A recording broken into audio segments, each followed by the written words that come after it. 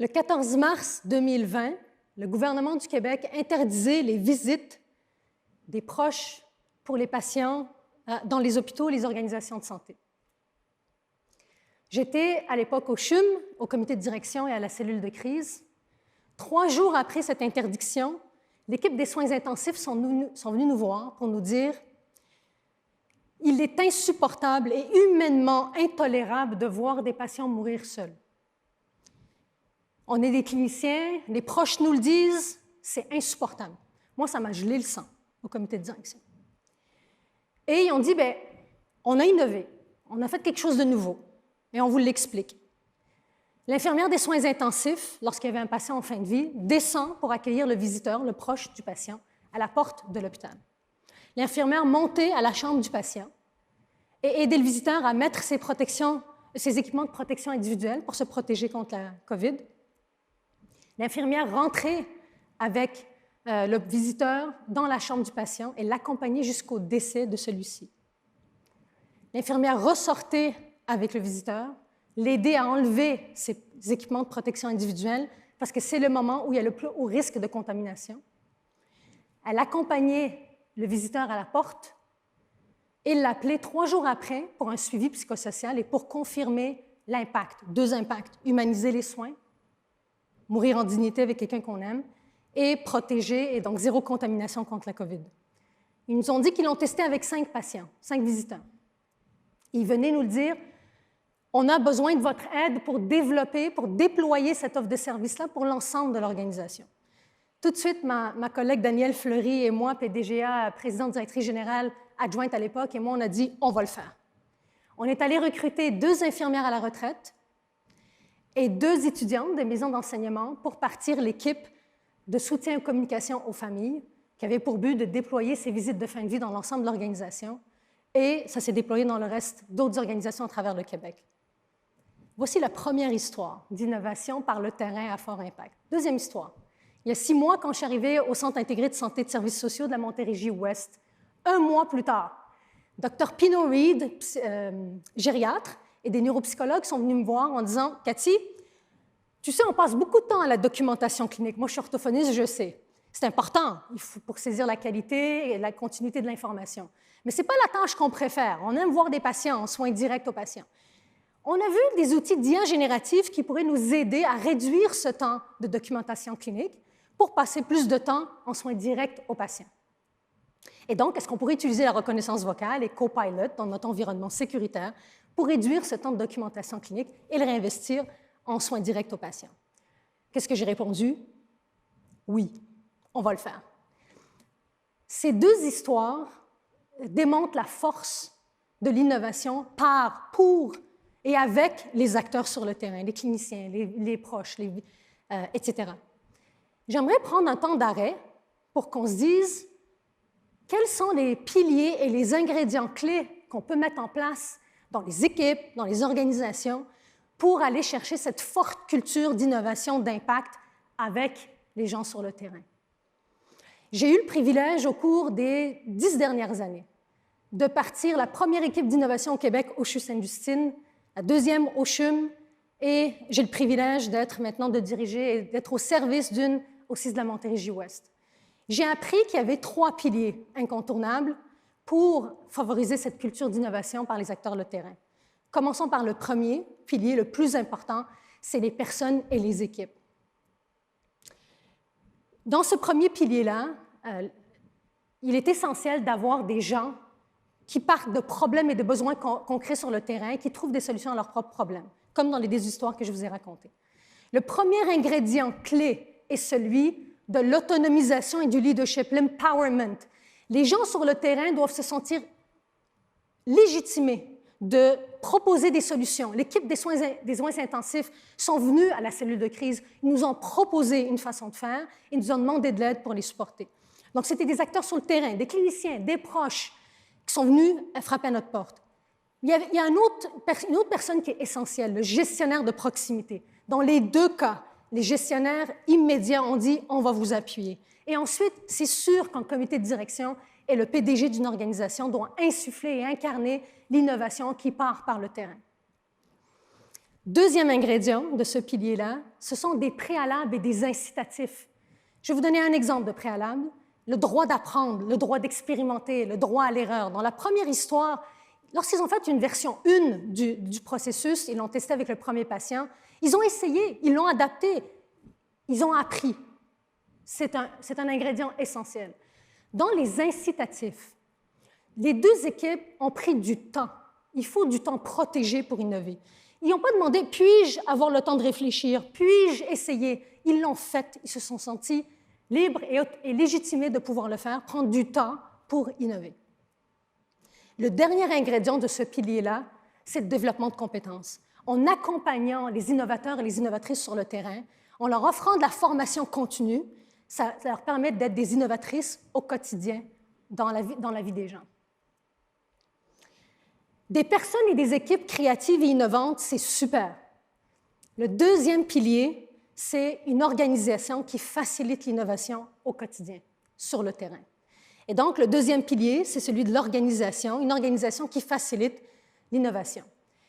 Comme je vous ai dit, j'ai eu le privilège d'en faciliter 3, et le premier ingrédient de ce pilier-là, c'est une équipe dédiée à l'innovation. Des femmes et des hommes qui sont des orchestratrices et facilitatrices de l'innovation, qui supportent des Dr Pino Reed, les équipes, par exemple, aux soins intensifs, qui, eux, innovent pour générer des bénéfices. Cette équipe-là va injecter 3 autres ingrédients. Le prochain, c'est un processus d'innovation. On va le marcher ensemble, ce processus-là. Tout part d'un besoin, d'un problème, d'une idée. Dans les deux histoires, ne pas mourir seul, humaniser les soins et protéger le personnel, donc zéro contamination. Dans le deuxième exemple, gagner du temps pour investir en temps direct aux patients. Deuxième étape, c'est valider si c'est pertinent. Est-ce que c'est pertinent pour les autres cliniciens, les gestionnaires, les patients, les usagers? C'est la deuxième étape. Troisième étape, on développe en recherche. On regarde ce qui se passe dans la littérature. Qu'est-ce qui se passe dans d'autres organisations, d'autres industries à l'international? On s'inspire des meilleures pratiques.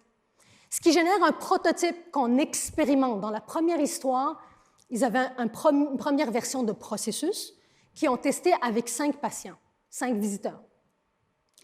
Le but de cette étape-là, c'est de tester les hypothèses d'impact. Dans la première histoire, c'est humaniser les soins et zéro contamination de la COVID. Dans l'histoire 2, gagner du temps et améliorer l'expérience des cliniciens. Une fois que l'hypothèse d'impact est confirmée, on va à la prochaine étape. Prochaine étape, on implante plus large échelle, 50, 100, 200 patients. On continue à mesurer l'impact, les impacts, et si l'impact est, on pérennise et on diffuse au-delà de nos organisations, comme dans la première histoire. Deuxième ingrédient, le processus. Le troisième, c'est les outils et les méthodes.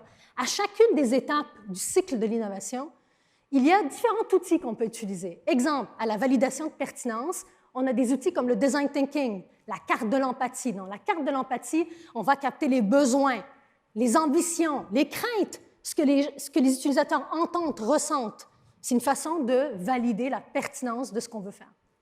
À l'étape du test, on a des outils comme la carte de test ou la carte d'apprentissage du Lean Startup. Donc, c'est vraiment des outils qui nous aident à différentes étapes du processus d'innovation. Le dernier ingrédient de ce pilier-là, c'est la mesure. On n'innove pas pour innover, on innove pour avoir de l'impact dans la vie des gens, et c'est essentiel. Le dernier pilier, et non le moindre, c'est des équipes et des personnes innovantes. Dans une organisation qui facilite l'innovation, doit être amplifiée dans un écosystème d'innovation ouverte. C'est quoi un écosystème? Un écosystème, c'est des organisations, au-delà de la vôtre ou au-delà de votre équipe, qui ont un but commun et qui veulent l'attaquer ensemble pour l'atteindre en partageant le leadership et des ressources. J'aimerais vous raconter une histoire, une innovation sociale, mon coup de cœur de carrière quand j'étais au CHU Sainte-Justine en 2015. Docteur Patricia Garel, pédopsychiatre, et Kim Archambault, chercheuse et psychoéducatrice, m'ont approché à l'époque et mon équipe ont dit Cathy, on a développé 2 ateliers d'art et santé où on utilise l'art pour favoriser la réinsertion sociale des jeunes avec problèmes de santé mentale.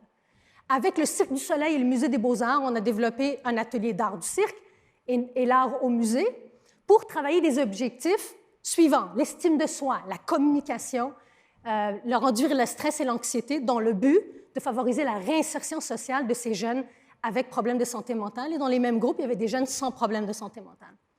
Donc, ils nous ont approchés pour dire, on aimerait en développer d'autres et on aimerait que Espace Transition soit diffusé à travers le Québec. Qu'est-ce qu'on a répondu? Oui, on y va. Et on y est allé. Aujourd'hui, Espace Transition a plus de 9 ateliers avec plusieurs acteurs de l'écosystème, Cirque du Soleil, Musée des Beaux-Arts, la Société des arts technologiques, la réalité augmentée, pour travailler ces objectifs-là.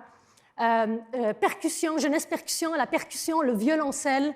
Donc, à travers l'art, l'impact est comment peut-on réinsérer socialement, retourner ces jeunes avec problèmes de santé mentale dans leur milieu de vie. Cette histoire-là reflète la force de l'écosystème, mais aussi, je reviens aux 2 premiers piliers, les acteurs, les actrices sur le terrain qui prennent des besoins, des problèmes concrets et qui, ensemble, co-créent des façons de faire pour améliorer et avoir de l'impact dans la santé et la vie des gens. Vous pouvez me demander, Cathy, ces 3 piliers-là, est-ce que vous avez mesuré l'impact? Oui, avec l'équipe Oshum qui sont dans la pièce aussi aujourd'hui, on a mesuré l'impact. Et voici quelques chiffres. En 2022, fin 2022, on a constaté que 837 personnes innovaient au quotidien. C'est le premier pilier. Je vous ai parlé des préalables qui sont essentiels. La littérature nous nomme plusieurs préalables, 17 environ préalables et variables pour amener une culture d'innovation. On en a mesuré 63, qui étaient supérieures à la moyenne de d'autres équipes et d'autres organisations.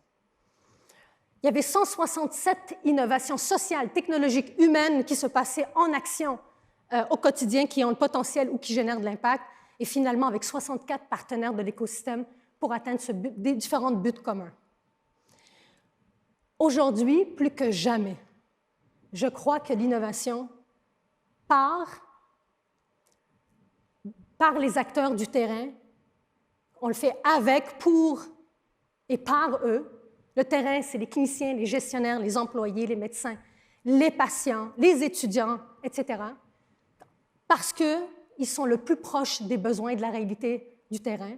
Et aujourd'hui, plus que jamais, nos organisations doivent innover à fort impact par les acteurs du terrain dans le but de quoi? Améliorer la vie des gens et améliorer notre société, une innovation à la fois.